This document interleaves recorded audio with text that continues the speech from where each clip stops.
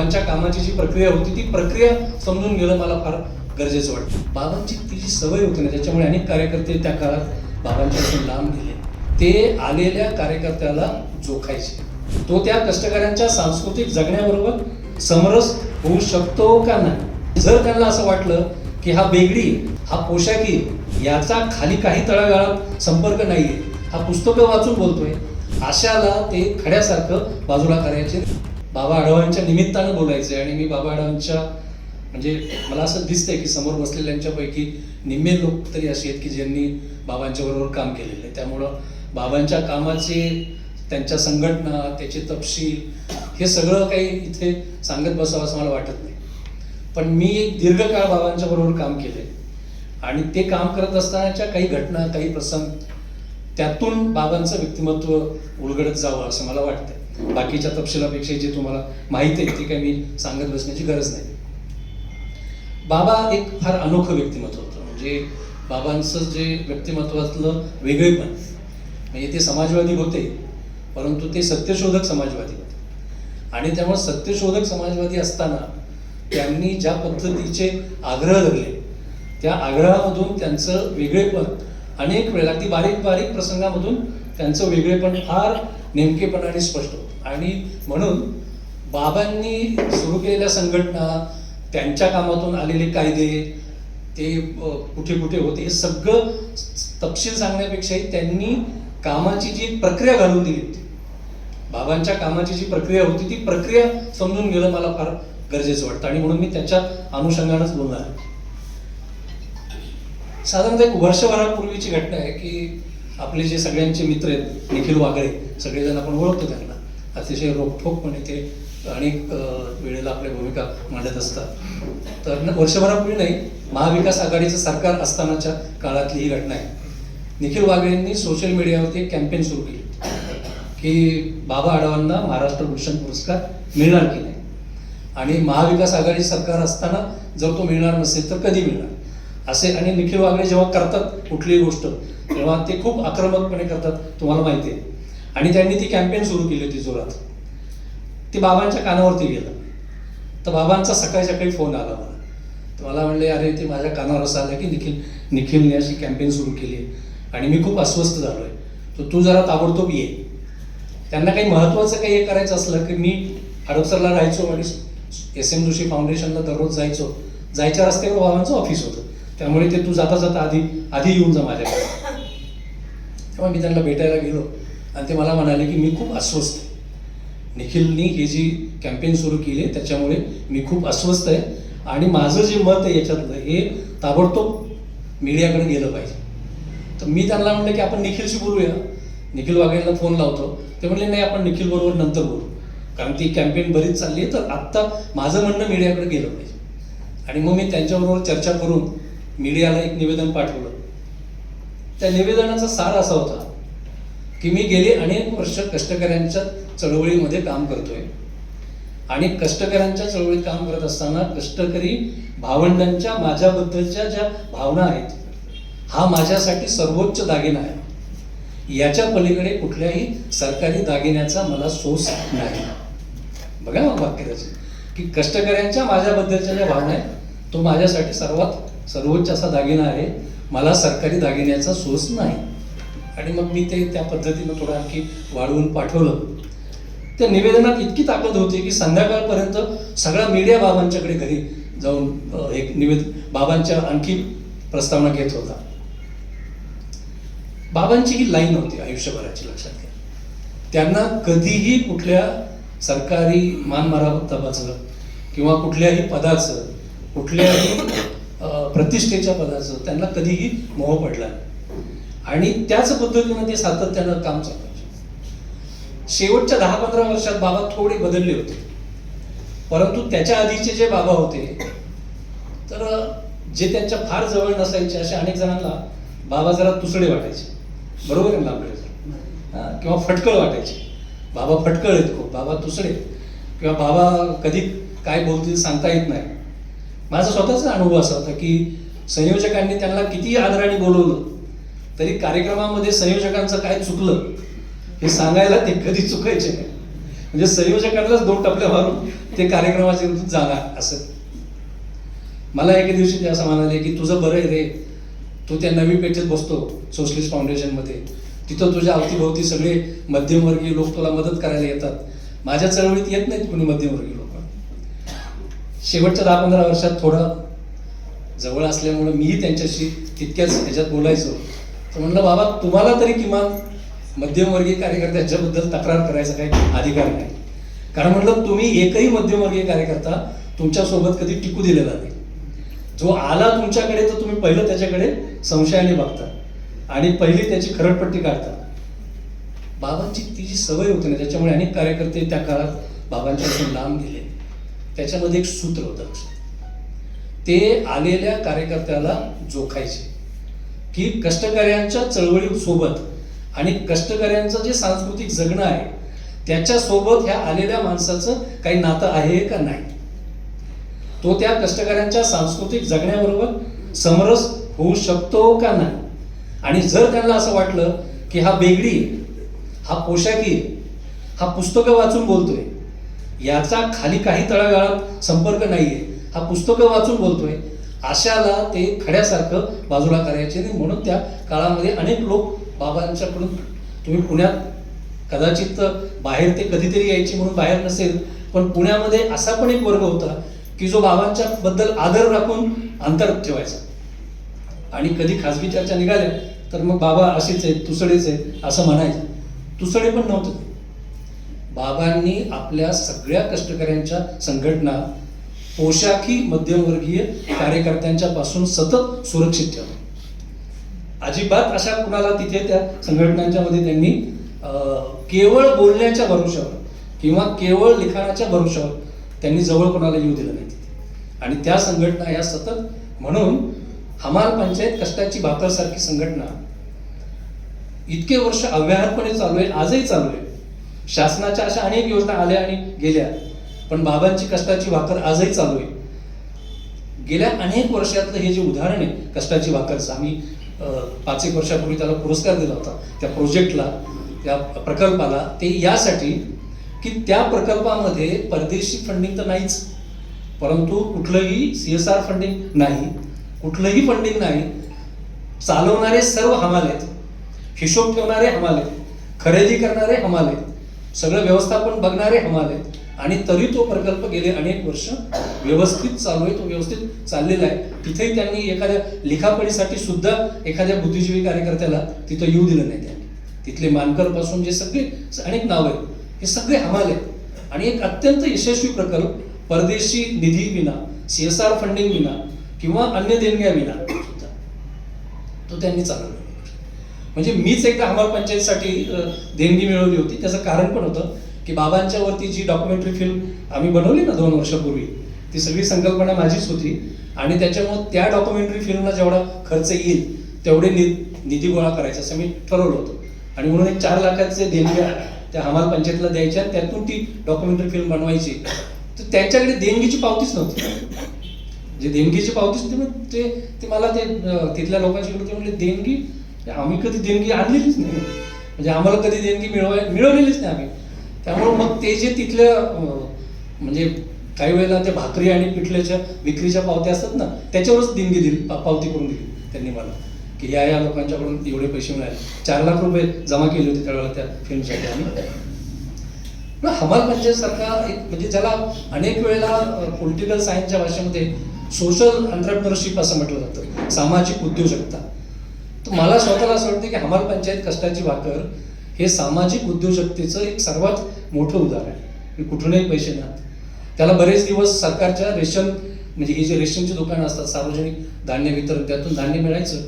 ते पण गिरीश बापट जेव्हा त्या खात्याचे मंत्री झाले तेव्हा बंद झालं होतं. जेव्हा पहिल्यांदा फडणवीस मुख्यमंत्री झाले त्यावेळेला पहिलं त्यांनी कष्टाची भाकरचं धान्य बंद केलेलं आहे आणि ते अजून पण बंदच आहे, ते सुरू नाही झालेलं. आता ते बाजारातून खरेदी करतात ते सुद्धा, पण तो प्रकल्प खूप चांगलाच आहे.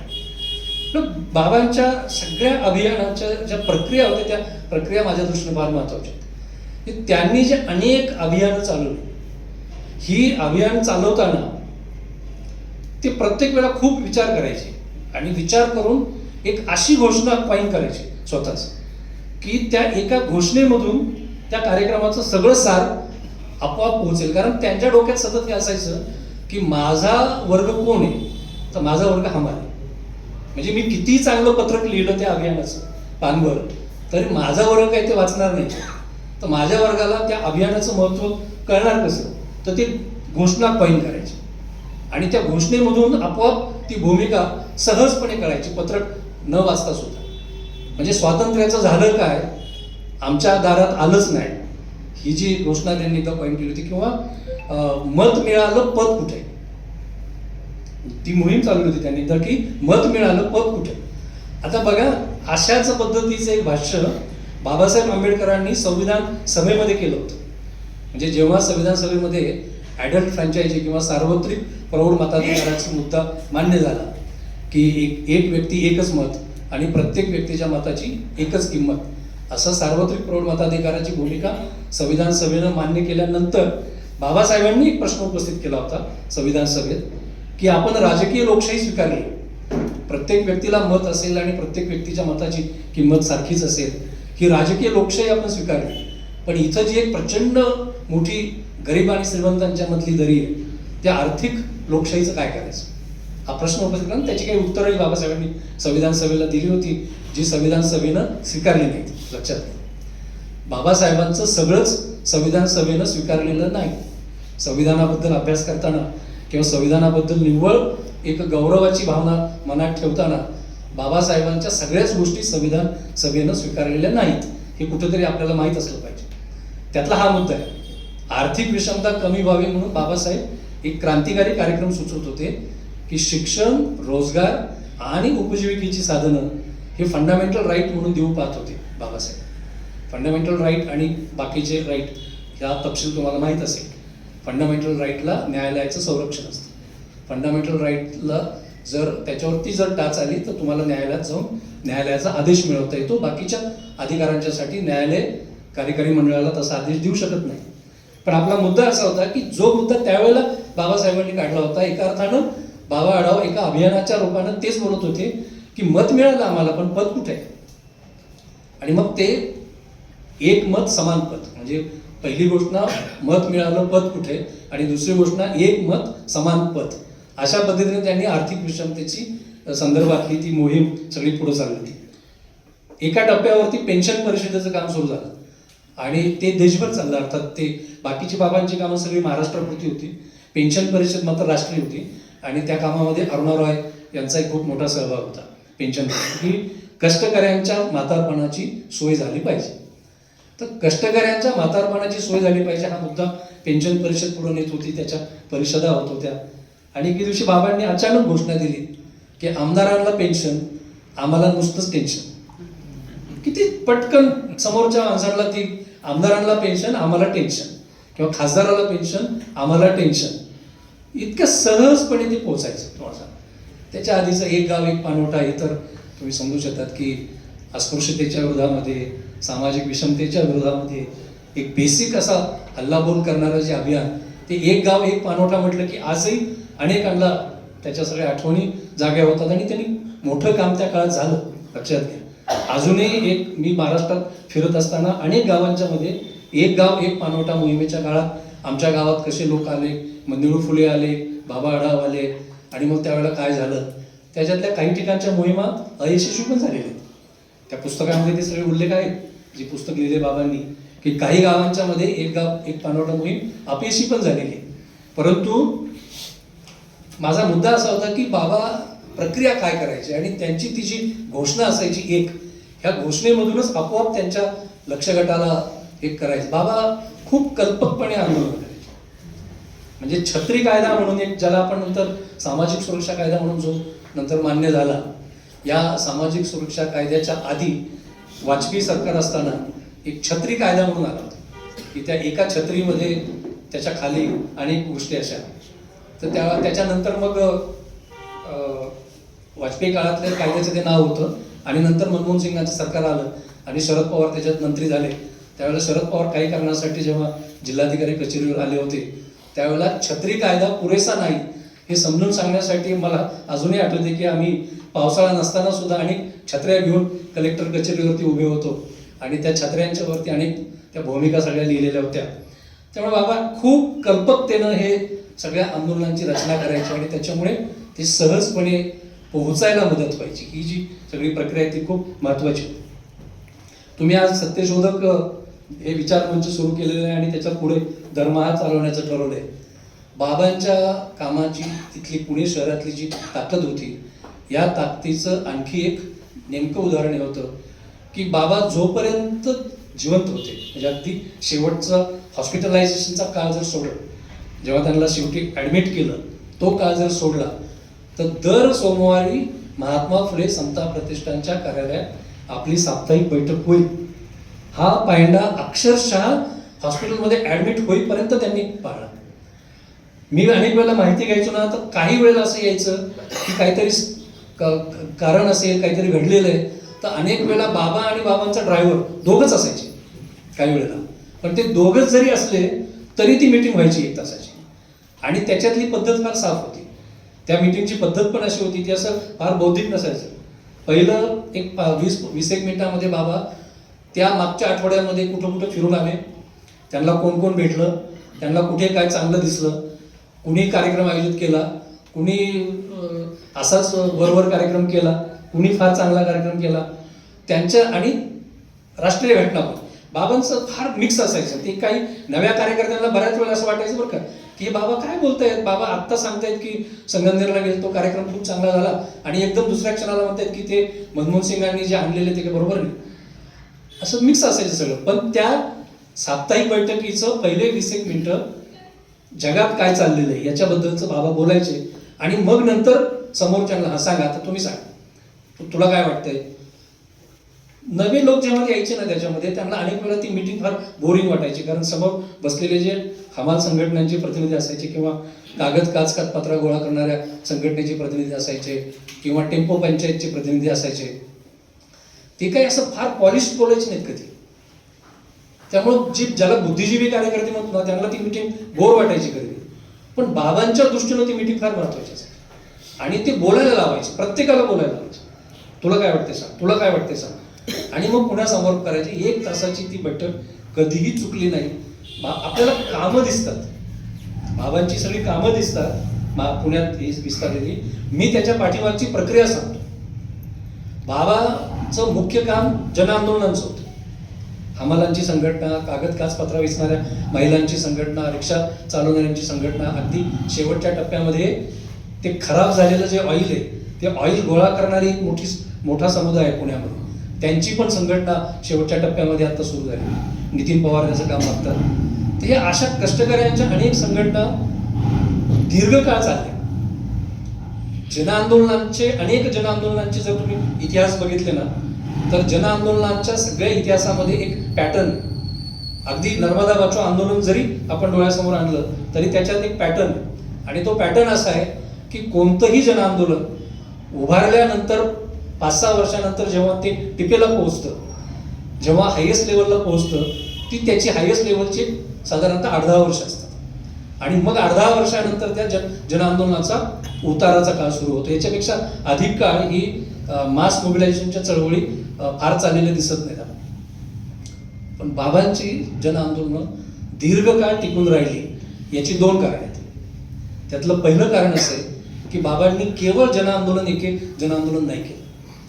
बाबांच्या जनआंदोलनाचं परिघावरून पोषण करणारे अनेक रचनात्मक प्रयोग होते. म्हणजे रचनात्मक प्रयोगांची एक साखळी, आणि त्याच्यामध्ये जनआंदोलन. म्हणजे पुणे शहरामध्ये तुम्ही जर आज बघितलं तर हमाल भवन नाव ऐकतो आपण. हमाल भवनमध्ये आपण अनेक वेळा जमलेलो आहेत. पण त्या हमाल भवननी त्या चळवळीची एक केवढी मोठी गरज एकेकाळी पूर्ण केलेली आहे. तर 1000 लोकांचं लग्न सहजपणे होऊ शकेल अशी सर्व सोय तिथे आहे. आता सर्व म्हणजे हॉल तर आहेच, खुर्च्या आहेत, स्टेज आहे, माईक आहे, 1000 लोकचा स्वयंपाक करायची भांडी आहेत, 1000 लोकांना जीव घालायची भांडी आहेत, आणि हे सगळं हमालांना घरातल्या लग्नासाठी 10,000 रुपयामध्ये मिळत होतं. लक्षात, हे सगळं 10,000 रुपयामध्ये मिळत होतं. त्याच्याबद्दल एक इंटरेस्टिंग आहे, ते मी नंतर सांगेन. पण हमाल भवन, त्यानंतर हमाल नगर, ज्या काळात हमालांना घरं मिळणं शक्य नव्हतं त्या काळामध्ये सरकारी जमीन घेऊन स्वतः पुढाकार घेऊन बांधकाम करून अतिशय स्वस्तात हमालांची घरं झाली. हमाल कष्टकरी विद्यालय, शिक्षणाची सोय, कष्टाची भाकर, खाण्याची सोय ती गरजेतून झालेली. हे तुम्ही अनेक वेळा ऐकलं असणार आहे की हमालांचे मोर्चे निघत असताना काही हमालांनी बाबांना सांगितलं की बाबा आम्हाला खानावळवाले 1 महिन्याच्या पुढे जेवणच देत नाही. 1 महिना झाला की म्हणतात नाही आता तुम्ही दुसरी खानावळ शोधा. काही ठिकाणी तर ॲडव्हान्स परत करून 8 दिवसातच जा म्हणतात, कारण आमचं पोट भरत नाही आणि त्यांना असं वाटतं की हे लय खाते. तर या गरजेतून हमाल पंचायत कष्टाची भाकर सुरू झाली की आपण सुरू करू.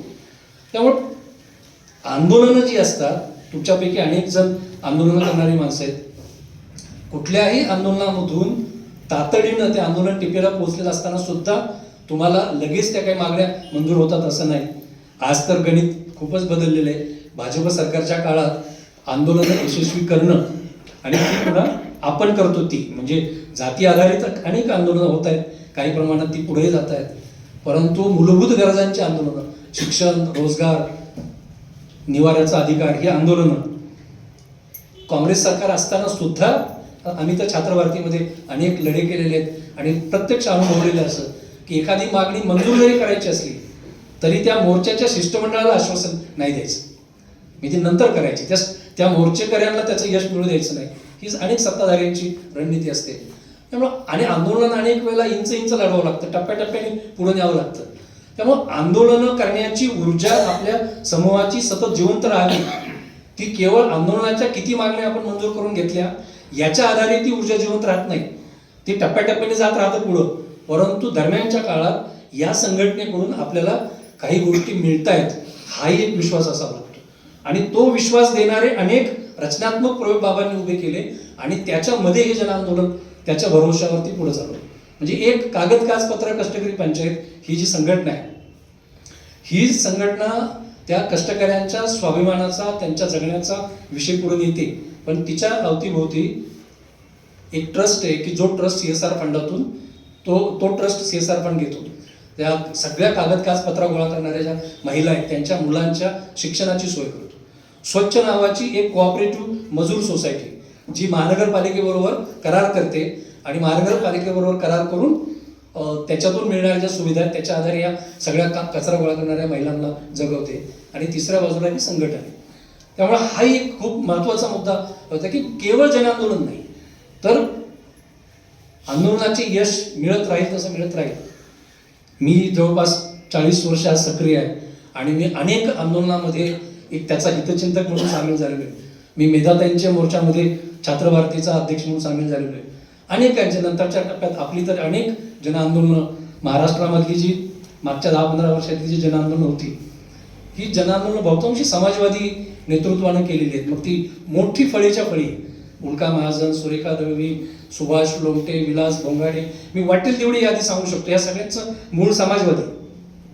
म्हणजे समाजवादी निवडणुकीचं राजकारण संपल्यानंतर किमान 15-20 वर्ष समाजवादी नेतृत्वाने चालवलेल्या जनआंदोलनांनी समाजवादी चळवळ जीवन ठेवली आहे.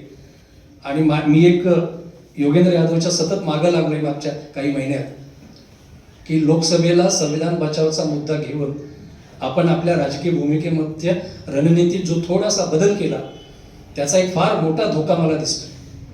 म्हणजे आम्ही छात्र भारती म्हणून मला आठवते की आम्ही पहिल्यांदा एकदा भूमिका ठरवली होती 93 साली. छात्र भारतीच नाही, आपण सगळ्याच जनआंदोलन राजकीय भूमिका घेताना मुद्द्यांच्या आधारे भूमिका घेतो की या निवडणुकीमध्ये आमचे हे मुद्दे महत्त्वाचे असतील आणि या मुद्द्याच्या आधारे आम्ही निवडणुकीमध्ये प्रचार करू. आणि बहुतांश वेळेला त्या मुद्द्याच्या आधारे जो प्रचार आपण करायचो आपल्या ताकदीवर करायचो, आपल्या जनसंघटनांच्या स्टेजवरून करायचो आणि बहुतांश वेळेला त्याचा तोटा सत्ताधारी पक्षाला व्हायचा किंवा त्याची सगळी भूमिका सत्ताधारी पक्षाच्या विरोधात जाणारी असायची. आपण मागच्या काही वर्षात जी भूमिका बदलून संविधान बचावच्या नावाखाली एकदम जे स्वतःला आयडेंटिफाय करून घेतलं याच्यामुळं ही जी मी काय सांगतो ते नीट ऐका की निवडणुकीचं समाजवादी राजकारण संपल्यावर 10-15 वर्ष आपली ओळख समाजवादी जनआंदोलन ही होती. पण ती ओळख पण आता याच्यामुळे संपेल की काय अशी मला भीती होती. आणि माझं ठाम मत आहे, याच्यावर कोणाचे मतभेद असू शकतात, की जनआंदोलनांनी कोणत्याही राजकीय संघटना पक्षांच्या बरोबर आयडेंटिफाय न होता काम केलं पाहिजे, मुद्द्यावर काम केलं पाहिजे. कारण जो सगळा घोळ बघतोय आपण आता चाललेला, की म्हणजे माझी तर अडचण अशी आहे की मागच्या लोकसभा विधानसभेला पुण्यामध्ये मी ज्यांचा प्रचार केला त्यातलं एकही आज तिथं नाही. खरोखर मी जेव्हा शांत बसून विचार करतो ना, म्हणजे मी नावं सांगू शकतो की आम्ही पुरंदरमध्ये त्या संजय जगतापांचा प्रचार केला, ते निघून गेले बीजेपी. भोरमध्ये आम्ही त्या थोपटेंचा केला, ते निघून गेले. धंगेकरांचा केला, धंगेकरांना तर आम्ही भयंकर डोक्यावर घेतले होतं, ते शिवसेनेत निघून गेले. अशी कितीतरी नावं सांगतो ज्यांचा आम्ही प्रचार केला ते कुणीच आज तिथं नाही. त्याच्यामुळे तो जो सगळा, आणि हे काही नवीन नाही, त्यामुळे पुन्हा एकदा आपली जनआंदोलनं, कारण बाबांच्या निमित्तानं बोलतोय मी, आणि बाबा तर त्या सगळ्या जनआंदोलनांचे आपले नायक होते. विषमता निर्मूलन परिषद ज्या घडायच्या त्याच्या पाठीमागे बाबा नावाची ऊर्जा होती, आणि ती ज्यांनी ती बघितलीत, म्हणजे आजचे जे तरुण आहेत, म्हणजे अनिकेत सारखा तरुण, मला असं वाटतं की हे तुमची फार मोठी उणीव आहे अनिकेत, आणि ज्याला आम्ही माझ्या पिढीचे लोक जबाबदार आहेत. कारण माझ्या पिढीनं बाबाच्या ऊर्जेखाली जी विषमता निर्मूलन परिषद व्हायची, त्या परिषदा आम्ही बघितलेल्या आहेत. 3-3 दिवसांची शिबिरं व्हायची, आणि त्या 3 दिवसामध्ये सेक्स वर्कर्स बरोबर काम करणारे कार्यकर्ते असायचे, देवदासींच्या बरोबर काम करणारे कार्यकर्ते असायचे, रिक्षावाल्यांच्या बरोबर काम करणारे कार्यकर्ते असायचे, शेतमजुरांच्या बरोबर काम करणारे कार्यकर्ते असायचे, हमालांच्या बरोबर रिक्षा चालवणारे सगळे कष्टकरी, त्या सगळ्या कष्टकऱ्यांच्या संघटनांचे प्रमुख कार्यकर्ते यायचे. 3 दिवस डोकेफोड करायचे, अनुभव सांगायचे, आणि त्याचा 2 फायदे व्हायचे त्याचे. एक म्हणजे आपापल्या तालुक्यामध्ये, आपापल्या संघटनेमध्ये काम करणाऱ्या कार्यकर्त्याला एक मोठी व्यापक दृष्टी यायची की आपण महाराष्ट्रभर एवढ्या मोठ्या संख्येने आहोत, आपण एकटे नाही आहोत, आज इतक्या साऱ्या संघटना आपल्या बरोबर आहेत, एवढे सारे कार्यकर्ते आपलीच भूमिका घेऊन काम करतायत. आणि जर एखादा समूह एक छोटा मुद्दा घेऊन, म्हणजे समजा शेतमजुरांची संघटना चालवणारा कार्यकर्ता असेल, तर त्याला शेतमजुरांचे प्रश्न सुद्धा या व्यापक व्यवस्थेचे प्रश्न आहेत, आणि त्या व्यापक व्यवस्थेमध्ये सगळ्यांच्या बरोबर जोडून घेतलं तरच शेतमजुरांचे प्रश्न सुटणार आहेत याचं भान यायचं. त्यामुळे विषमता निर्मूलन शिबिरांनी या महाराष्ट्रामधल्या कार्यकर्त्यांचं जे मानस घडवलेले आहे, त्याच्यातली शेवटची परिषद बहुधा लामखडे सरांनी आणि तुम्ही सगळ्यांनी इथंच घेतली होती संगमनेरमध्ये, आणि नंतर येवल्याला झाली, येवल्याची शेवटची. आणि त्याचं ऊर्जा सगळी बाबा असायची. त्यामुळे आपल्याला नजीकच्या भविष्यकाळामध्ये समाजवादी विचारांचा राजकीय पक्ष ताकदवान होईल न होईल मला माहीत नाही, मी त्याच्याबद्दल काहीच भाष्य करत नाही, पण जन आंदोलन ही तरी आपली ताकद होती, आणि ती वाचवली पाहिजे. कुठेही आयडेंटिफाय न होता ती शक्ती आपल्याला पुढे दिली पाहिजे. बाबांचं या जन आंदोलनांच्या संदर्भामधले बाबांच्याही माझा मुद्दा तिथून आला होता की मी अनेक मोर्चांमध्ये सामील झालो होतो एक हितचिंतक म्हणून, पण बाबा ज्या पद्धतीने डिलिंग करायचे ना शासकीय यंत्रणेबरोबर, हे डिलिंग शिकण्याजोगं होतं. म्हणजे मला दीर्घकाळ ही लढाई करायची आहे, आणि त्याच्यामुळे आरपार आता एकदम म्हणजे म्हणतात ना की मांजराला एकदम कोपऱ्यामध्ये कोंडलं की ते अंगावर येतं, तसं शासकीय यंत्रणेची सुद्धा एकदम अशी कोंडी करायची नाही. मी आपल्या काही इतर जन आंदोलनं बघितलेली आहेत की त्या जन आंदोलनाच्या मोर्चाचं शिष्टमंडळ जेव्हा जायचं तेव्हा त्या शिष्टमंडळाची भूमिका अशी असायची की सगळी क्रांती आजच झाली पाहिजे, सगळी क्रांती आजच झाली पाहिजे, आणि मग ते कलेक्टर असतील, मंत्री असतील, त्यांना ते शक्य नसायचं. बाबांच्या शिष्टमंडळामध्ये सगळा हिशोब आधीच ठरलेला असायचा की आज ज्या 4 मागण्या आहेत त्यातल्या मान्य होणाऱ्या कुठल्या असू शकतात, आणि मग डेलिगेशन बरोबर डिलिंग करताना कशाचा आग्रह करायचा. आणि कारण जे कुणी इथं लोक गोळा करत असतील ना, जे लोक गोळा करतात त्यांना ती अडचण करते. कारण तुम्हाला पुन्हा 1 महिन्याने लोक गोळा करायचे असतात, पुन्हा 6 महिन्याने लोक गोळा करायचे असतात, आणि ते केवळ आदर्शवादाच्या आधारे गोळा होत नाहीत. लोक केवळ आदर्शवादाच्या आधारे होत नाही, त्यांना तुमची चळवळ त्यांना काही ना काही यश मिळवून देते. आपल्याला यश मिळतंय हे सुद्धा स्पष्टपणे दिसावं लागतं पुढे जाण्यासाठी, आणि बाबा त्या पद्धतीनं रचना करायची डेलिगेशनची, आणि प्रत्येक मोर्चातून काही ना काही घेऊन बाहेर पडायचे, म्हणजे मग बाहेर सांगता यायचं की आज आपण 2 पावलं पुढे गेलो. आपल्याला यश मिळतंय ही भूमिका, ही भावना असणं खूप महत्त्वाचं असतं, लक्षात घ्या. म्हणून मी एक माझा मुद्दा मांडतोय की आपल्या शत्रूचं आपण इतकंही भयानक वर्णन करू नये की समोर बसलेल्या माणसांना असं वाटावं की चायला इतका भयानक शत्रू, मग काय लढून काय. मला वाटतं तुम्हाला कळेल माझा मुद्दा मी काय म्हणतो. आपल्या शत्रूचं दररोज उठून सकाळ संध्याकाळ फेसबुकवर इतकंही भयानक वर्णन करू नये की आपण ज्यांना सोबत घेऊन लढायचं म्हणतोय की त्यांना ते गर्वगळीत व्हावेत, इतकंही भयानक वर्णन करू नये. शत्रू कसाही असला तरी त्याला नमवता येतं, हा विश्वास कायम राहायला पाहिजे आपल्या मांडणीमधून. असं नाही जायला पाहिजे की आता हे सगळंच करतायत तर मग आता काय फायदा. हे जे 66 बिनविरोध निवडून आलेत ना, हे त्याचा परिणाम आहे, लक्षात घ्या. त्याच्यातल्या काही ठिकाणी दमदाटी झालेली आहे, पण सगळ्याच ठिकाणी दमदाटी नाही झालेली. आणि हे मी कशाच्या आधारे म्हणतोय, माझा एक सहकारी महिन्याभरापूर्वी मला सांगत होता, पुण्यातला साधा माणूस, साधा कार्यकर्ता आहे तो म्हणला, सर आपल्या ह्या परिसरात ना विरोधी पक्षाचे जेवढे लोक मला दिसत आहेत ना, त्यांची चर्चा मी ऐकतोय की ते असं म्हणतायत की लढून काय फायदा, लढून काय फायदा आहे, ही अशी भूमिका पसरणं हे सुद्धा आपली चळवळ पुढे न्यायला फार धोकेदायक आहे. हे जे जवळजवळ 66 बिनविरोध निवडून आलेले नगरसेवक आहेत ना, हा त्याचा परिणाम. या शत्रूविरोधात लढता येतं आणि लढून आपण पुढे जाऊ शकतो, हा विश्वास कायम राहायला पाहिजे. बाबा त्यांच्या आंदोलनाची रचना त्या पद्धतीनं करायची.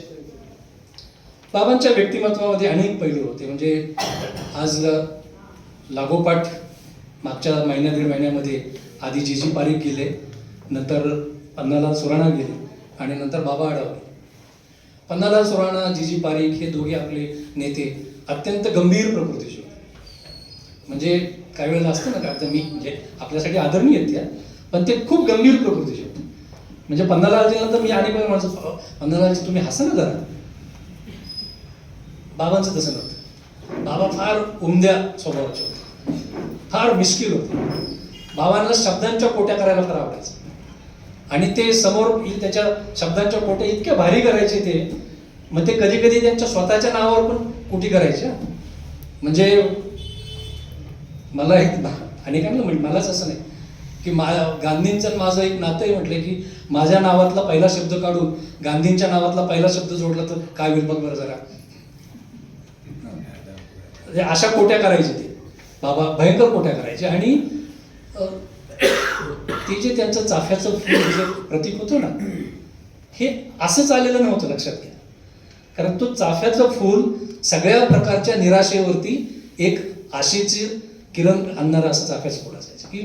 की फार म्हणजे आता सगळं ओझं माझ्याच डोक्यावर आले आणि आता हा समाज बदलणार कसा, अशा ओझ्याने वाकलेले जे कार्यकर्ते असतात ना, त्या कार्यकर्त्यांना बाबा म्हणजे उतारा असायचे. फार उमद्या स्वभावाचे होते आणि ते जितके उमद्या स्वभावाचे होते तितकेच त्याच्या पत्नी शीलाताई आणि बाबांचं सहजीवन हे खरोखर मी तुम्हाला सांगतो की एक अत्यंत आदर्श असतं. त्यांच्या अनेक सवयी एकमेकाच्या विरुद्ध होत्या, परंतु तरी सुद्धा. आणि अनेक गोष्टी तुम्हाला माहिती की ते दोघंच होते घरात, त्यांची दोन्ही मुलं परदेशात आहेत.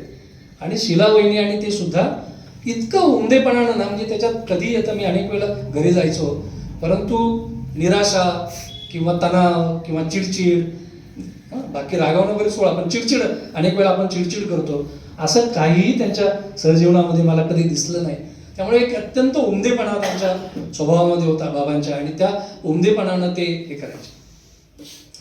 बाबांनी सुरुवातीच्या काही काळामध्ये निवडणुकीच्या राजकारणात भाग घेतला होता, हे तुम्हाला सगळ्यांना माहिती आहे. बाबा नगरसेवक म्हणूनही निवडून आले होते आणि पुणे महानगरपालिकेमध्ये एक अतिशय अभ्यासू नगरसेवक म्हणून त्यांची ती कारकीर्द आहे. आणि काही निवडणुकामध्ये ते हरले सुद्धा. ते निवडणुकीच्या राजकारणापासून बाजूला जे झाले ते 77 साली नाही झाले, लक्षात घ्या. 77 साली जो जनता पक्षाचा प्रयोग झाला याला बाबांनी खूप कडाडून विरोध केलेला आहे. मग सगळ्यांना ते माहीत असेल की जनसंघाबरोबर तुम्ही जाऊ नका, हे बाबांनी खूप आग्रहानं आणि अत्यंत आक्रमकपणे सांगितलं होतं. आणि बाबा त्या जनता पक्षाच्या प्रयोगात कधीही सामील नाही झाले आणि त्यांनी त्याच्याबद्दलचं आपलं मत कधीही लपवून ठेवलं नाही. एका अर्थानं आज जो धोका बघतोय आपण की जनसंघाला प्रतिष्ठा मिळाली नंतरच्या काळात आणि जनसंघ आज भारतीय जनता पक्षाच्या रूपानं सत्ताधारी म्हणलेलं एक फॅसिस्ट सत्ताधारी रेजिम जे आपण आज अनुभवत आहोत, मला असं वाटतं की बाबांनी त्यावेळेला खूप आग्रहाने आणि खूप आक्रमकपणे सावध करण्याचा प्रयत्न केला होता की हा जनता पक्षाचा प्रयोग चुकीचा आहे. पण बाबा निवडणुकीच्या राजकारणातून जे बाजूला झाले ते त्याच्या खूप आधी बाजूला झाले. 77 साली नाही बाजूला झाले, ते त्याच्या खूप आधी बाजूला झाले. आणि ते बाजूला होण्याची पण काही कारणं होती. ही मी इतक्या आत्मविश्वासानं बोलतो याचं कारण मी तुम्हाला सांगतो की ती जी आम्ही डॉक्युमेंटरी फिल्म बनवलेली ना बाबांची, आणि ती कोरोना काळात बनलेली आहे, ज्यावेळेला बाहेर कुठे काय फार फिरता येत नव्हतं, त्यावेळेला बाबांच्या बरोबर फार दीर्घ चर्चा त्या 2 वर्षाच्या काळात झालेल्या त्या डॉक्युमेंटरीसाठी.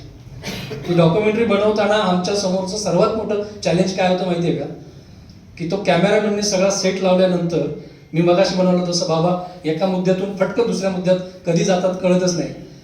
तर ते बाबा पहिले 2 दिवसाचं शूटिंग आम्हाला सगळं वाया घालावं लागलं. आणि मी 2-3 वेळा बाबांना म्हणलं, बाबा आपल्याला डॉक्युमेंटरी बनवायची आहे, तुमचं भाषण नाही रेकॉर्ड करायचं, तुम्ही 1-1 मिनिटाची वाक्य बोला.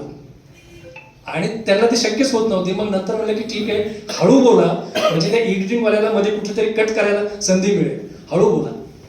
तर ते बाबा निवडणुकीच्या राजकारणापासून बाजूला झाले, त्याची 2-3 मुख्य कारणं आहेत. आणि त्याच्यातलं एक नंतर ज्याला असं म्हणतो ना की शेवटी कावळा बसायला फांदी मोडायला असं आपण म्हणतो, तसंही एक कारण आहे.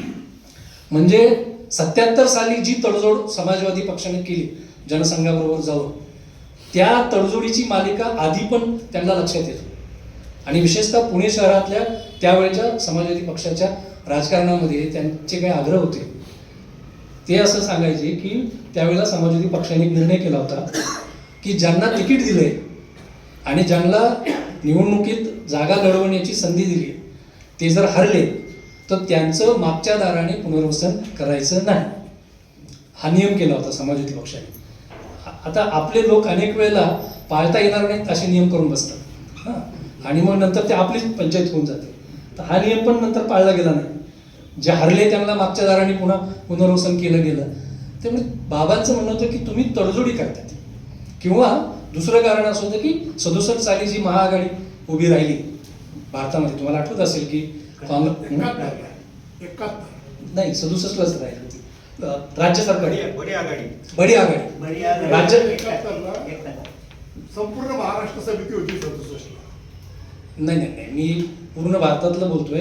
राज्य सरकार एनिवे ठीक आहे 67 71 हा काय फार महत्त्व नाही, परंतु लोहियांच्या नेतृत्वाखालची जी बडी आघाडी होती त्यानं माझ्या माहितीप्रमाणे 7-8 राज्यांची मधली सरकारं सुद्धा बदलली. आणि आणि तिथंच ते पहिल्यांदा लोहिया जनसंघाबरोबर गेले होते. तर ह्या तडजोडी ज्या होत आहेत, ह्या तडजोडी त्यांना पसंत नव्हत्या. ह्या तडजोडीच्या विरोधात ते सतत होते आणि त्यामुळे ते निवडणुकीच्या राजकारणापासून बाजूला झाले. पण त्याचं तात्कालिक कारण मी म्हणालो ती खूप गमतीशीर आहे. हे आता मला तो कालावधी निश्चित आठवत नाही, परंतु पुणे लोकसभा मतदारसंघ त्यावेळेला खूप मोठा होता आणि SSPनं बाबांना लोकसभेला उभं केलं. SSP श्यामकांत मोरे आणि ते दोघे होते उभे, श्यामकांत मोरे म्हणून. SSPने बाबांना तिकीट दिलं आणि त्याच्यानंतर थोड्या दिवसात PSPनं बाबांच्या मेवण्याला तिकीट दिलं, श्यामकांत मोरे. SSP PSP सगळे मित्र. तर बाबांनी मला सांगितलेली आठवण आहे की त्यावेळेला त्या काळातला हा प्रचार आजच्या प्रचाराबरोबर त्याची तुलना होऊ शकत नाही. तर बाबांची आई पहाटे 4 वाजता गल्लीतल्या सगळ्या बायकांना गोळ करून भाकरी थापायला लावायची, काहीतरी भाजी करायची आणि ते थापलेल्या भाकरी आणि भाजीचे 2 वेगवेगळे गठुडे बांधायची आणि एक लेकाला द्यायची आणि एक जावयाला द्यायची. लेक SSPच्या वतीनं उभा होता आणि जावई PSPच्या वतीनं उभा होता. तर आई 2 गठुडे बांधून लेक जावायला द्यायची आणि लेकच जावई बाहेर जाऊन एकमेकाला शिव्या घालायचे. आणि मग त्या निवडणुकीमध्ये दोघंही पडले. तर ते दोघंही पडल्यानंतर मग त्यावेळेला बाबांच्या आईने बाबाला जवळ बसून बाबांच्याकडून शब्द घेतला होता की आता इथून पुढे निवडणूक नाही, इथून पुढे तू निवडणूक लढायची नाही. आणि बाबांच्या आयुष्यामध्ये आईचं काय स्थान होतं हे तुम्हाला माहीत झालं, कारण बाबा आईच्या पोटात असतानाच माझ्या माहितीप्रमाणे त्यांचे वडील गेले होते. ते आई त्यांची फार करारी होती आणि ते आईनंच वडवलं होतं. किंबहुना बाबांच्या ज्या मूल्यांच्या प्रेरणा होत्या, बाबांच्या आयुष्यातल्या ज्या मूल्यांच्या प्रेरणा होत्या, ती एक होती राष्ट्रसेवा दलामुळे स्वातंत्र्य चळवळीची सगळी मूल्यांची प्रेरणा, आणि दुसरी होती वारकरी आई. त्या वारकरी आईमुळे संपूर्ण वारकरी संप्रदायाची उदारमतवादी प्रेरणा. ह्या 2 याच्यातून बाबांचं व्यक्तिमत्व घडत गेलं. बाबा सेवा दलाचे सैनिक होते, ते शाखेवरती जायचे, हे अगदी खरं आहे. पण आपल्या सगळ्यांनाच माहिती आहे की बाबांची वाटचाल सेवा दलापेक्षा नेहमीच वेगळी राहिली आणि त्या वेगळेपणामध्ये एक वेगळा मूल्यांचा आग्रह होता. म्हणजे दोन उदाहरणं मी सांगेन की एक आहे विचारांच्या अनुषंगाने की बाबा सतत सेवादलाच्या लोकांना सांगत होते की सेवादल हे स्वातंत्र्य चळवळीतून पुढे आलेली आपली संघटना, साने गुरुजींची हे मानणारी संघटना, त्यामुळे साहजिकच सेवादलाच्या सगळ्या कार्यकर्त्यांच्यावरती महात्मा गांधीजींच्या विचारांचा प्रभाव होता. तो बाबावरही होता. पण बाबा सतत सेवादलाला हे सांगायचा प्रयत्न करत होते की आपल्याला घटनेवर आधारित जो नवा भारत घडवायचा आहे, तो नवा भारत जर घडवायचा असेल तर गांधीजींच्या विचारांना, महात्मा फुले आणि आंबेडकरांच्या विचारांची जोड दिल्याशिवाय आपल्याला नवा भारत घडवणं अशक्य आहे. हे सेवादलात त्यांचा आग्रह होता. आणि हे आग्रह त्यांचे अनेक छोट्या छोट्या गोष्टीमधून असायचे. त्याच्यात कष्टकऱ्यांच्या चळवळीबरोबरच त्यांचं नातं ते पण दिसायचं. मी ते सांगतो आणि मग मला जे पुढचे एक दोन मुद्दे बोलायचे त्याच्याकडे मी जातो. 77 साली जेव्हा आणीबाणी जाहीर झाली आणि आणीबाणीला विरोध करायचं ठरलं सगळ्यांनी, तर आणीबाणीला समाजवादी पक्षाच्या नेत्यांनी जो विरोध केला तो विरोध नागरी स्वातंत्र्याचा संकोच या मुद्द्यावर केला. म्हणजे लिहिण्या बोलण्याचं स्वातंत्र्य आमचं अडचणीत आलेलं आहे ह्या मुद्द्यावरती केला की आमचं लिहिण्या बोलण्याचं स्वातंत्र्य धोक्यात आलंय आणीबाणीमुळे. आणि त्यामुळे पुण्यातल्या समाजवादी नेतृत्वानं आणीबाणीच्या विरोधामध्ये सत्याग्रह करायचं ठरवलं. फोकस हाच होता की आमचं लिहिण्या बोलण्याचं स्वातंत्र्य धोक्यात आले, नागरी अधिकार धोक्यात आले. तर बाबांनी समाजवादी नेतृत्वाला असं सांगितलं की तुम्ही व्हा पुढे, मी आलोच. बाबा गेले नाहीत त्या सत्याग्रहात त्या दिवशी. आणीबाणीच्या विरोधातला जो सत्याग्रह समाजवादी नेतृत्वानं आयोजित केला होता त्याच्यात बाबा गेले नाहीत. ते म्हणले तुम्ही व्हा पुढे, मी आलोच. काहींचा गैरसमज पण झाला त्या काळात, कारण जे जे सत्याग्रह करत होते ते तुरुंगात जात होते. बाबांनी 8 दिवस घेतले. त्या 8 दिवसामध्ये पुण्यातल्या झोपडपट्टीमध्ये आमच्या घरांचा अधिकार महत्वाचा आहे आणि त्यामुळे निवाऱ्याच्या अधिकाराच्या प्रश्नावर त्यांनी मोर्चा काढला 8 दिवसांनी आणि तो मोर्चा काढून बाबा तुरुंगात गेले. मग बाबा इतरांच्या बरोबर नंतर पूर्ण आणीबाणीच्या काळात तुरुंगामध्ये होते. पण बाबा आधीच्या मोर्चात नाही गेले. बघा, लिहिण्या बोलण्याचं स्वातंत्र्य धोक्यात आलंय आमचं, या मुद्द्यावरच्या सत्याग्रहात बाबांना सामील व्हावंसं वाटलं नाही. त्यांनी स्वतंत्रपणे आम्हाला घर नाहीये आणि घराचा अधिकार पाहिजे असा मोर्चा काढून ते याच्यामध्ये गेले. याच्यात एक सूत्र आहे लक्षात.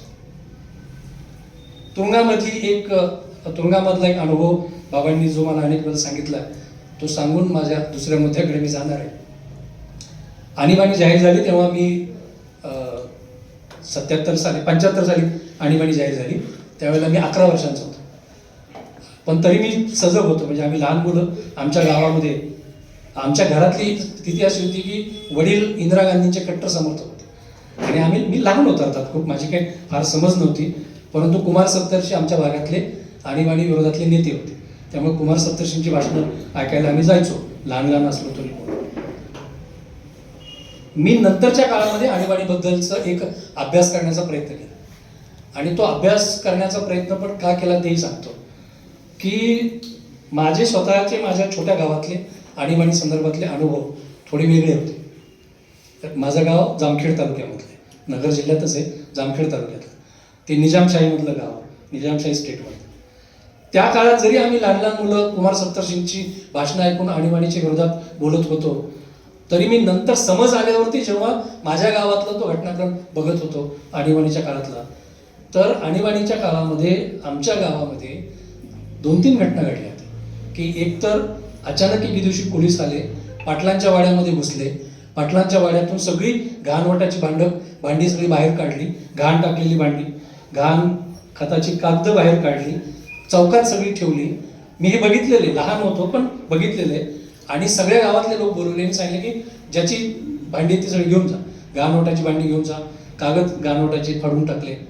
मला असं वाटतं की आणीबाणीचा तो पण एक वेगळा संदर्भ होता.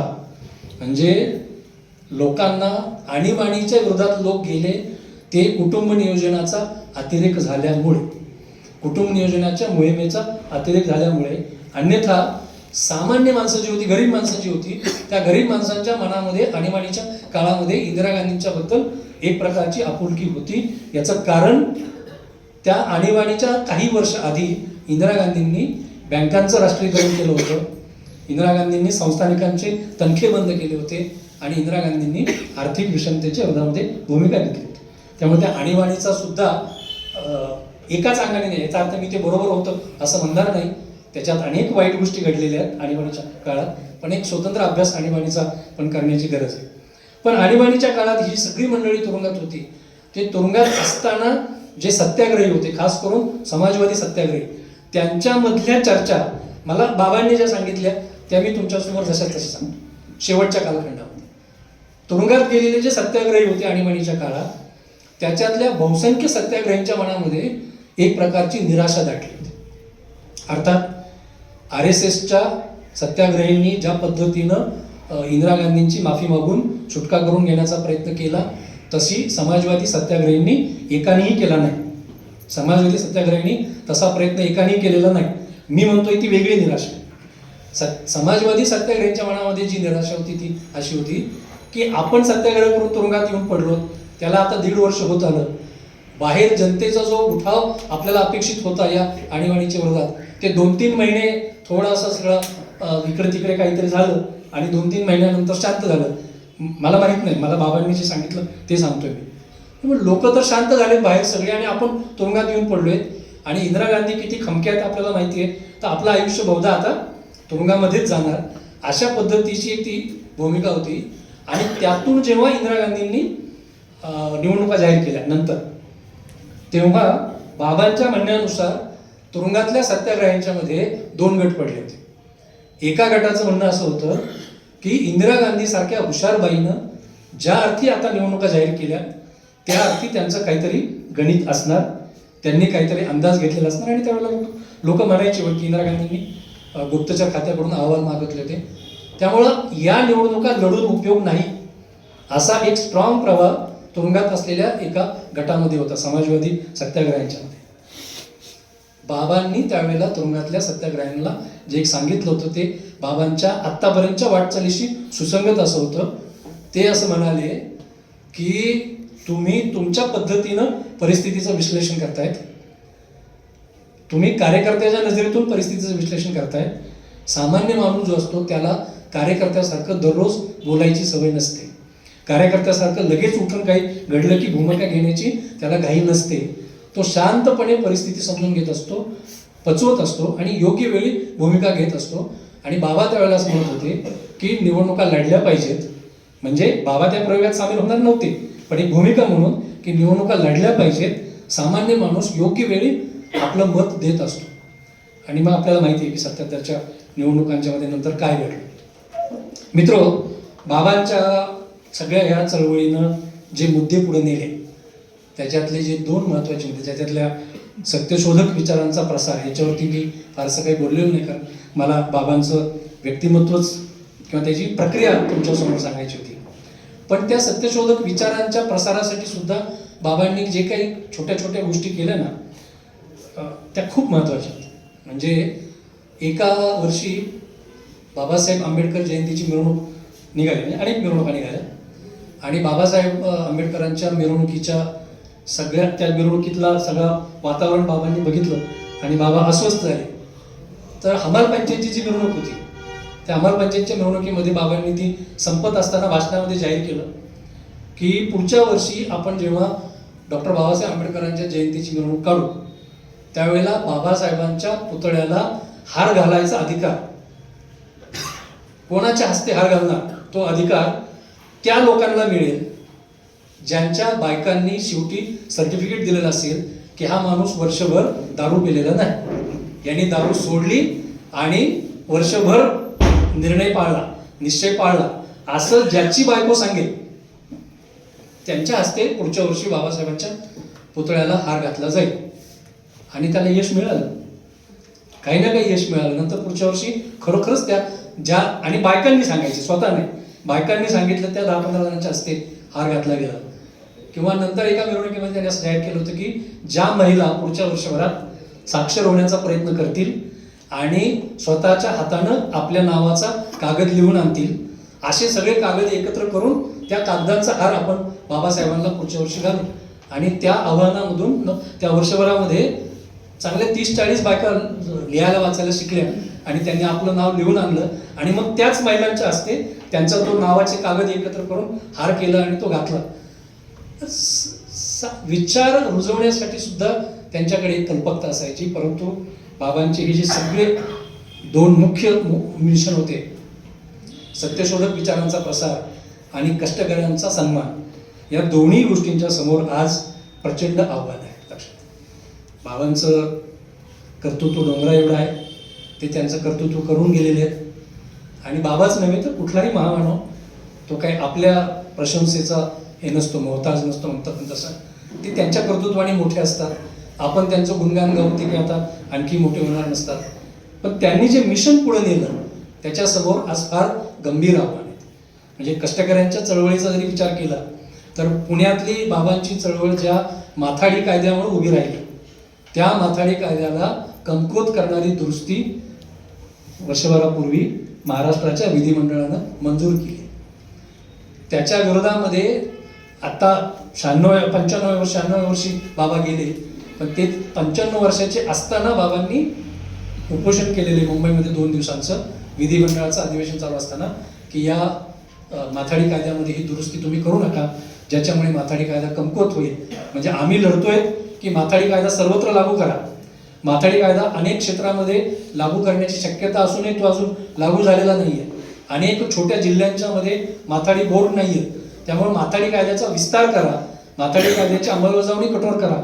या मागणीसाठी आम्ही लढत असताना तुम्ही त्या माथाडी कायद्यालाच कमकुवत करता आहात. अनेक वेळेला आश्वासनं मिळाली. नागपूरच्या अधिवेशनात ते गेले होते, तिथे एकनाथ शिंदेंनी आश्वासन दिलं होतं, ते मुख्यमंत्री होते. परंतु ती दुरुस्ती मंजूर झाली आणि माथाडी कायद्याला नख लावलं गेले. ज्या कामगार कायद्यांच्या आधारे आपल्या चळवळी इतके वर्ष चालल्या, त्या कामगार कायद्याला त्यातले सगळे अधिकार काढून घेणाऱ्या 4 संहिता, कामगार संहिता या केंद्र सरकारनं मागच्या महिन्यामध्ये मान्य केलेल्या आहेत.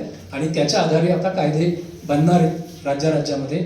म्हणजे संप करण्याचा सुद्धा अधिकार आडवळणानं, अनेकांना असं वाटतं की हे कुठं लिहिले असं की संप करता येणार नाही. परंतु किती कामगारांची मर्यादा असेल म्हणजे मग ती कंपनी सहजपणे बंद करता येणार नाही मालकाला, ती मर्यादा वाढवून टाकली. त्यामुळे संप कराल तर मी कंपनीच बंद करून टाकेल, अशा पद्धतीचा अधिकार दिला गेला. त्याच्यात अनेक तांत्रिक तपशील आहेत. परंतु कामगारांनी केवळ भारतातल्या नव्हे तर जगभरातल्या कामगारांनी लढून जे जे अधिकार मिळवलेत, की आम्ही 8 तासच काम करू, आली ना ती दुरुस्ती, ऐकली ना तुम्ही, 8 तासच काम करू, याच्यात बदल झालाय. संघटना करण्याच्या अधिकाराला मर्यादा आलेल्या आहेत. म्हणजे ती मर्यादा कशी आली आहे की मॅनेजमेंट ज्याला मंजुरी देईल ती संघटना मान्यता प्राप्त असते. आतापर्यंत ते मतदानाच्या आधारे ठरत होतं की कोणाच्या पाठीमागे कामगार आहेत त्याच्या आधारे ठरत होतं. मग अशा अनेक कामगारांचे अधिकार, त्याला आज जे अधिकार भारतातल्या कामगारांना डॉक्टर बाबासाहेब आंबेडकरांच्यामुळे मिळालेले, लक्षात घ्या. म्हणजे 1942 ते 1946 या काळामध्ये बाबासाहेब मजूर मंत्री होते आणि भारतातल्या जे अनेक मूलभूत कामगार कायदे आहेत याची पायाभरणी बाबासाहेबांनी त्या 4 वर्षात केलेली आहे. 1942 ते 1946 या 4 वर्षामध्येच अनेक कायद्यांची पायाभरणी केली होती, कारण ते मजूर मंत्री होते गव्हर्नन्स काउन्सिलमध्ये. आणि मग नंतर त्याला संविधानामध्ये कायदेशीर आधार मिळाला. त्यामुळे बाबासाहेबांच्या कर्तृत्वामुळे मिळालेले अधिकार, कामगारांनी लढून मिळालेले अधिकार, या केंद्र सरकारनं 4 कामगार संहिता आणून आज ते सगळे काढून घेण्याचं कारस्थान सुरू केलेले. आणि याच्यामध्ये सूत्र एकमेव आहे की उद्योगांचा नफा कमी झाला नाही पाहिजे. उद्योगांचा नफा कुठल्याही अर्थानं कमी झाला नाही पाहिजे. मग उद्योगांना जर स्वस्तात मजूर मिळवण्यासाठी जे काही गरजेचे आहे त्याच्या पाठीशी सरकार राहील. तुम्हाला स्वस्तात मजूर मिळवण्यासाठी सरकार काम करेल. तुम्हाला गडचिरोलीमधली जंगलं आणि त्या जंगलांच्या खालची खनिज संपत्ती हवी असेल तर तीही तुम्हाला मिळेल. माध्यमांच्या या सगळ्या जे काही आपण म्हणतो ना त्याच्याकडे मी जात नाही, पण त्याचे काय परिणाम असतात लक्षात घ्या की मागचे 1-1.5 वर्ष गडचिरोलीमध्ये ग्रामसभांच्या एकत्रीकरणातून एक प्रचंड मोठं आंदोलन गडचिरोलीमध्ये चालू आहे. त्याच्या बातम्या सुद्धा इकडे येत नाहीत, त्याची काहीच इकडे कळत नाहीये. परंतु आणि देवेंद्र फडणवीस गडचिरोलीचे पालकमंत्री झालेले आहेत, लक्षात घ्या. ते पालकमंत्री झालेले आहेत आणि गडचिरोलीमधली जंगलं आणि त्या खालची खनिज हे उद्योगांना देण्यासाठी अनेक बदल केले जात आहेत. मगाशी दत्ता वन हक्क कायद्याबद्दल बोलत होता. वन हक्क कायदा हा फार कठोर कायदा आहे.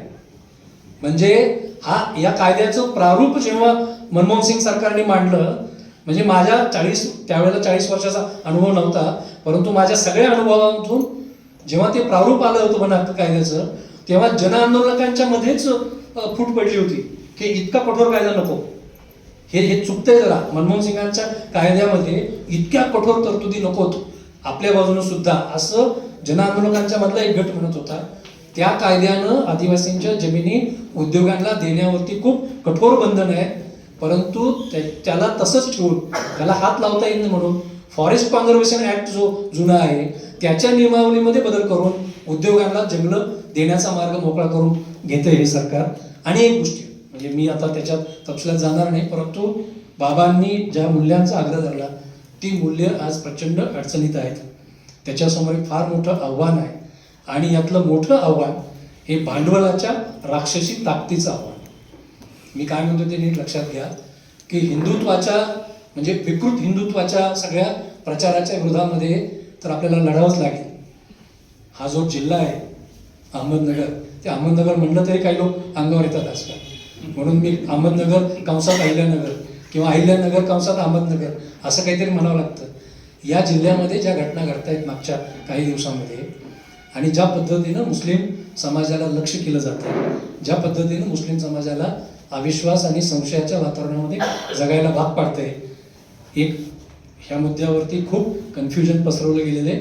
म्हणून सांगतो की मुस्लिम समाजातल्या दोषांच्या विरोधामध्ये इथल्या मातीमध्ये फक्त समाजवादी चळवळच बोललेली असते. लक्षात घ्या, मुस्लिम समाजामध्ये जर धर्म म्हणून काही उणीवा असतील, धर्माच्या कट्टरपणाच्या अनुषंगाने काही उणीवा असतील, तर त्याच्या विरोधामध्ये समाजवादी चळवळच बोललेली आहे.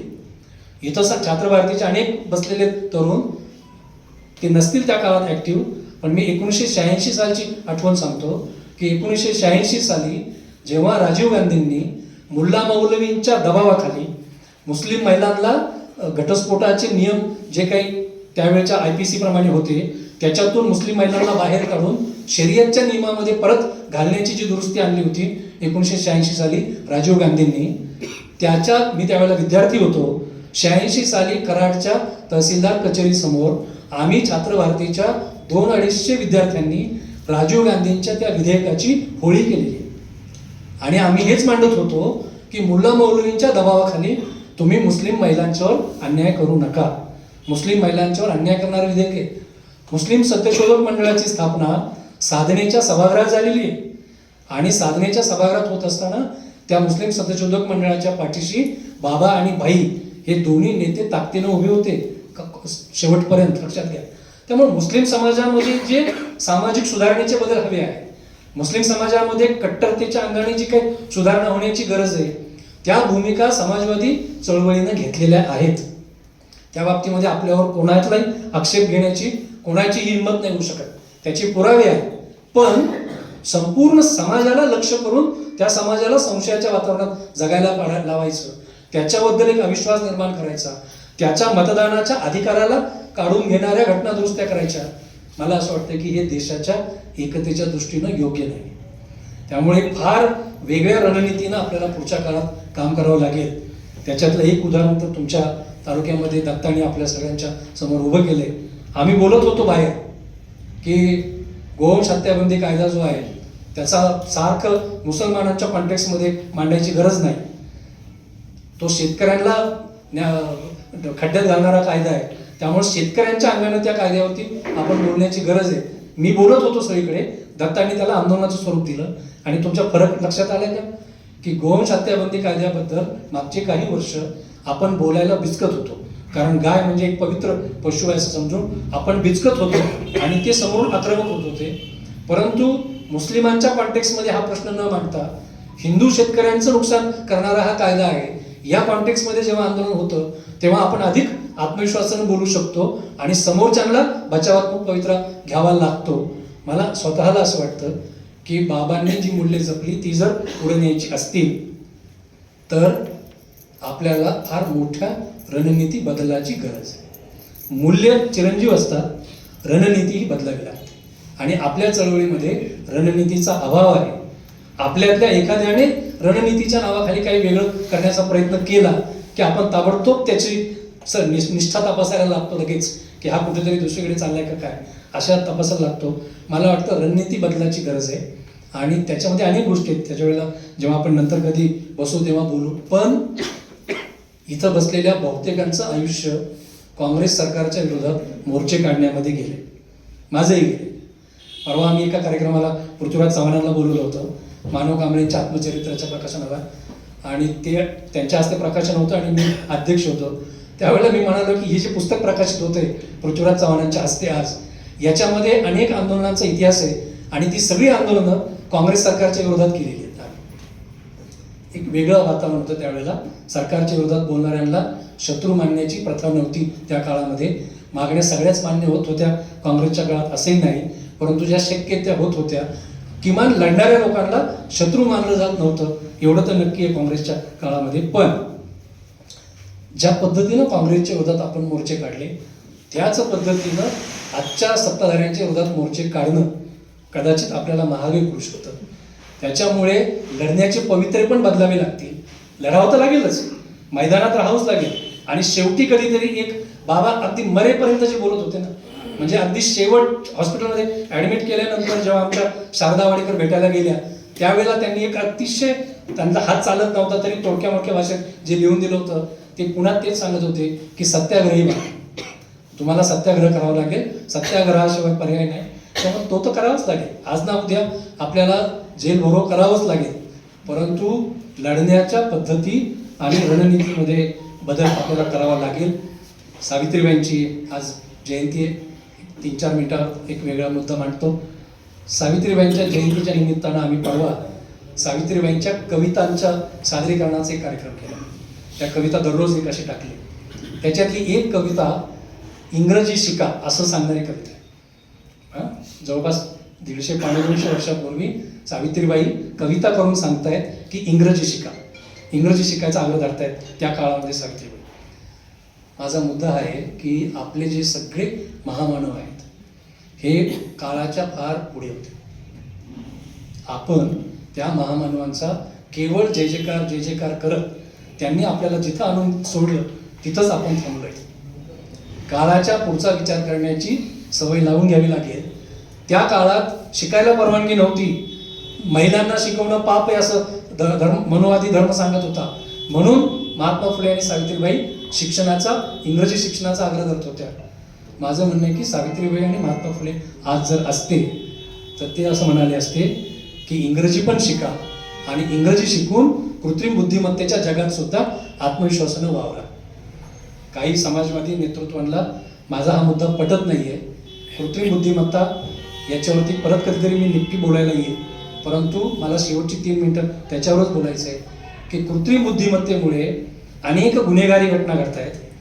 कृत्रिम बुद्धिमत्तेमुळे जनमानसाचं मत बदलण्याची एक प्रक्रिया घडवली जाते की आपल्याला वाटतं आम्ही विचार करतोय, पण तुमची विचार प्रक्रिया त्या फेसबुकनं हायजॅक केलेली आहे. त्या फेसबुकद्वारे तुमचे विचार ठरतायत. असे कृत्रिम बुद्धिमत्तेचे 100 तोटे आहेत. परंतु कृत्रिम बुद्धिमत्तेला रोखू शकेल अशा पद्धतीचं कुठलंही जनआंदोलन नजीकच्या काळात उभं राहणार नाही, याच्यावरती माझा पूर्ण भरोसा आहे. कृत्रिम बुद्धिमत्तेला कुणी रोखू शकणार नाही. आमचा अनुभव सांगतो की मी छात्रवार्तीमध्ये विद्यार्थी असताना आमच्या समाजवादी नेतृत्वानं सांगितलं की आता कॉम्प्युटर युग घातलेत. ही 1986 सालची गोष्ट आहे की आता कॉम्प्युटर युग घातलेत आणि कॉम्प्युटरमुळे प्रचंड बेरोजगारी वाढणार आहे, आपल्याला कॉम्प्युटरला विरोध करायचा आहे. आणि आम्ही नेत्यांचं ऐकून एक मोडका कॉम्प्युटर मिळवला आणि चौकात नेऊन तो कॉम्प्युटर फोडायचं आंदोलन केलं की आमचा कॉम्प्युटरला विरोध आहे. आज तो कॉम्प्युटर माझ्या खिशात येऊन बसला. पण त्याचा एक तोटा झाला, भूमिकेचा एक तोटा झाला की याच्या वापरामध्ये मी इतरांच्या पेक्षा 10 वर्ष मागे पडलोय. लक्षात घ्या. त्यामुळे जसं कॉम्प्युटरला रोखणारं जनआंदोलन उभं राहिलं नाही, तसं कृत्रिम बुद्धिमत्तेला रोखणारं जनआंदोलन उभं राहू शकणार नाही. ते अमेरिकेत पण चालू आहे त्याला रोखायचे प्रयत्न. त्यामुळे माझं म्हणणं असं आहे की समाजातला जो अभिजन वर्ग आहे, समाजातला जो वेल टू डू वर्ग आहे, त्या वर्गानं ते आंदोलन करत राहावं. बहुजन समाजातले जे तरुण आहेत त्या बहुजन समाजातल्या तरुणांच्या जवळ निर्मितीची कौशल्य आणि मी जो काही अभ्यास केलेला आहे कृत्रिम बुद्धिमत्तेचा, तो मला असं सांगतोय की जे सामकामी लोक आहेत त्यांचे रोजगार इथून पुढच्या काळात कृत्रिम बुद्धिमत्ता खाणार आहे. सांगाम्या लोकांना रोजगार मिळणार नाही कृत्रिम बुद्धिमत्तेच्या जगामध्ये. पण हटके विचार करणारी जे लोक आहेत, वेगळा विचार करणारे जे लोक आहेत, अमुक एक काम मी या पद्धतीनं केलं, आता मी या पद्धतीनं करून बघू का, असा वेगळा विचार करणारे जे लोक आहेत, आणि ती क्षमता बहुजन तरुणाईजवळच आहे. लक्षात घ्या, हटके विचार करण्याची. कारण आपल्याला पाठांतराचं कौशल्य नव्हतं. पाठांतराचं कौशल्य ज्यांना होतं ते सांगामीत. आपल्याजवळ निर्मितीची कौशल्य आहे बहुजन समाजाजवळ, आणि ज्यांच्याजवळ निर्मितीची कौशल्य आहेत त्यांना कृत्रिम बुद्धिमत्ता मदत करणार. निर्मितीची कौशल्य असणाऱ्या तरुणाईला आपला रोजगार निश्चित करायला कृत्रिम बुद्धिमत्ता मदत करू शकते. खूप बदल घडणार आहेत, मला तो विषय नाही आता, पण ते इतकं अवघड पण नाही राहिलेलं आज. एक शिक्षण खूप महाग झालंय, परंतु तुम्ही इंग्रजी शिकायचा प्रयत्न करा फक्त. जर इंग्रजी चांगलं शिकलात, आणि ते तर सावित्रीबाईंनी आपल्याला 250 वर्षापूर्वी सांगितलंय, इंग्रजी जर चांगले शिकलात तर कुठलीही फी न भरता आज इंटरनेटवरती कृत्रिम बुद्धिमत्तेचे अनेक कोर्सेस उपलब्ध आहेत. विदाऊट फी उपलब्ध आहेत. फक्त ते तिकडून आलेले आहेत आणि तिकडचं इंग्रजी आपल्याला कळावं लागतं. त्यामुळे थोडं इंग्रजी जर सुधारून घेतलं तर पैसे खर्च न करता तुम्हाला कृत्रिम बुद्धिमत्तेतल्या याच्यातून आपल्या अनेक क्षमता वाढवणं शक्य आहे. क्लासरूम टीचिंग ही संकल्पना काही प्रमाणात संपलीच आहे. खाजगी कोचिंग क्लासेसचा जो बाजार आत्ता तो निम्मा ऑनलाईन गेलाय आता, लक्षात घ्या. तसंच तुमचं औपचारिक शिक्षण पण ऑनलाईन जाणार आहे. निर्मितीची कौशल्य असणाऱ्या बहुजन तरुणांनी सावित्रीबाईंनी सांगितलं तसं इंग्रजी शिकून कृत्रिम बुद्धिमत्तेवरती स्वार होण्याची गरज आहे. आणि ती त्यावेळेला फक्त शिका म्हणत होते, कारण ती त्यावेळीची गरज ती होती. आजची गरज कृत्रिम बुद्धिमत्तेच्या मार्गाने जाऊन आपला रोजगार नक्की करण्याची गरज आहे. महामानव काळाच्या पुढचा विचार करणारे असतात. त्यांनी जे सांगितलं तिथंच थांबून जय जयकार करणारे जे अन्वयी असतात ते आपलं काही कर्तृत्व नसणारे असतात. आपलं जर काही कर्तृत्व असेल तर आपण त्यांच्या पुढच्या काळाचा विचार केला पाहिजे. मी सावित्रीबाई आणि बाबा आढाव या दोघा आपल्या मार्गदर्शकांना अभिवादन करतो, आणि तुम्ही माझं शांतपणे ऐकलं, तुम्हाला धन्यवाद.